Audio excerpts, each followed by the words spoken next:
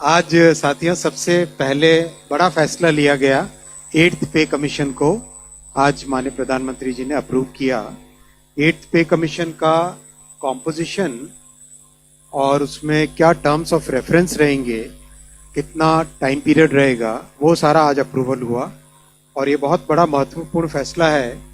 आपको पता है कि अभी हाल ही में जनवरी में ही इन प्रिंसिपल अप्रूवल हुआ था कि किस तरह से 8th पे कमीशन का फॉर्मेशन किया जाए और इतने कम समय में 8 सेंट्रल पे कमीशन का गठन भी कर दिया गया। इसके लिए काफी बड़ा कंसल्टेशन होता है।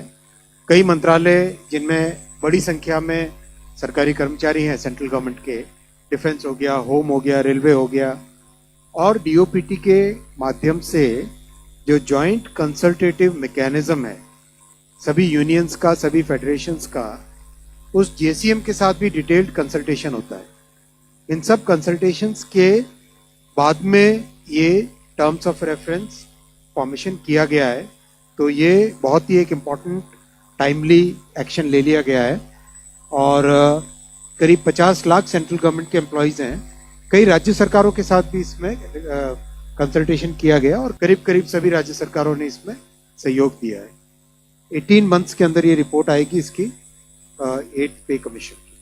जस्टिस रंजना प्रकाश देसाई को इसका चेयरपर्सन बनाया गया। आप सब जानते ही हैं जस्टिस देसाई को, हमारे प्रेस काउंसिल ऑफ इंडिया की चेयरपर्सन है और बहुत ही अच्छा उनका एक long history of public service है। So she will be heading the 8th Pay Commission. Professor Pulak Ghosh from Bangalore, I M, and Mr. Pankaj Jain, who is Secretary Petroleum and Natural Gas, he will be the members.